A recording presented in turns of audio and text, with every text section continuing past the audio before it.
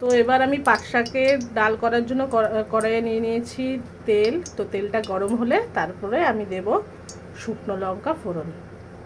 তেল গরম হয়ে গেছে, এবার আমি দিয়ে দেবো শুকনো লঙ্কা ফোড়ন আর দেব পেঁয়াজ।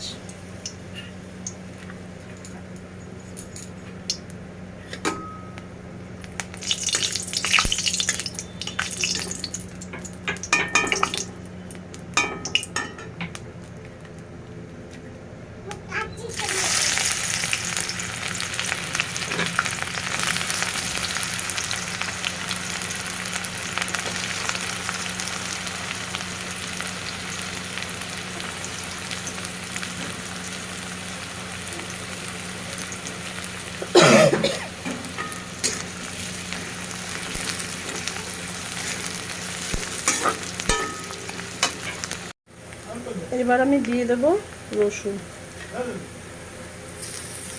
এটা আমি আমার পরিমাণ মতন দিয়েছি। অনেকে রসুন বেশি খেলে তারা বেশি দেবে, আমরা মোটামুটি মিডিয়াম খাই। তো রসুনটা হালকা লাল লাল ভাজা হবে, তারপরে দেবো কালো জিরে।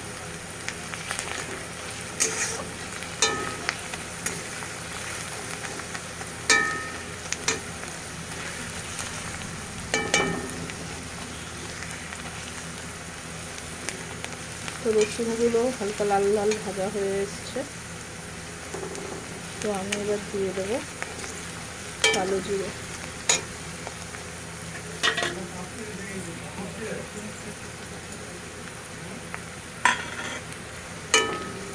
তো কালো জিরে দিয়ে খানিকটা আর একটু ভাজা করে নেবো, পেঁয়াজটা হলে তারপরে আমি দেবো পাট শাক।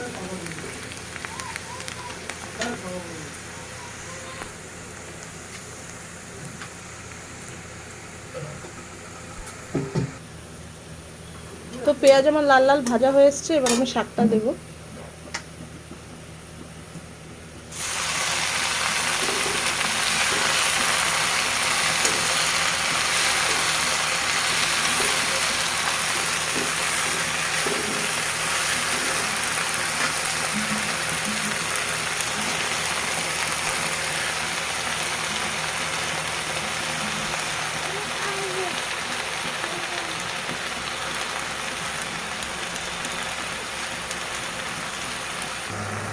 তো আমি এবার দিয়ে দিচ্ছি অল্প করে নুন, যেহেতু আমার ডাল সেদ্ধতে আগে থেকে নুন দেওয়া ছিল, তার জন্য আমি শাক যেরকম ভাজার জন্য নুন দেয়, যে যার মানে যেরকম নুন খায় সেই পরিমাণে দেবেন।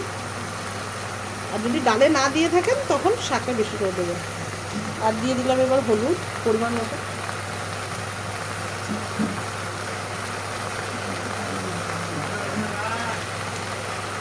ডালে যেহেতু আমার হলুদ দেওয়া ছিল না, আমি তাই জন্য একটু বেশি করেই হলুদ দিচ্ছি, শাক ভাজার মতন দিচ্ছি না।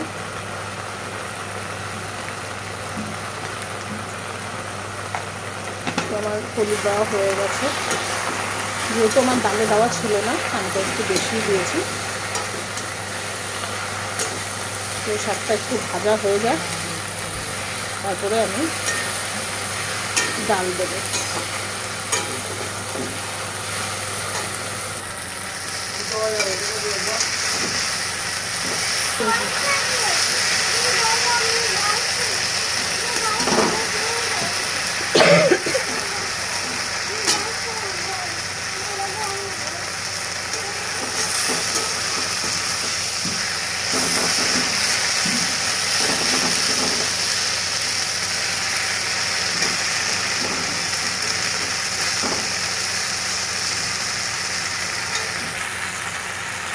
তো দেখতেই পাচ্ছেন ভাজা ভাজা হয়ে এসছে, একটু হালকা ভাজা ভাজা হয়ে গেলে তারপরে ডালটা দেবো।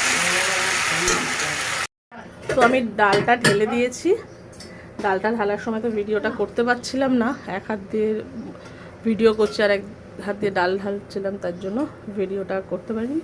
এবার ডালটা বসিয়ে দিয়েছি কড়াইয়ে, ডালটা ফুটলে তারপরে নামিয়ে দেবো। নুনের স্বাদটা দেখে নুন ঠিক আছে কিনা নামিয়ে দেবো। তো ডালটা ফুটছে, এবার আরেকটু ফুটলে তারপরে নাড়িয়ে দেবো।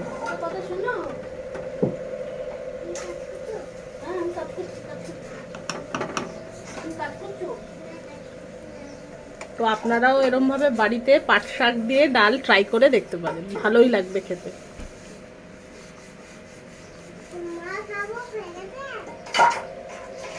তো চলো টাটা, ডালটা ফুটলে আমি এবার নামিয়ে নেব।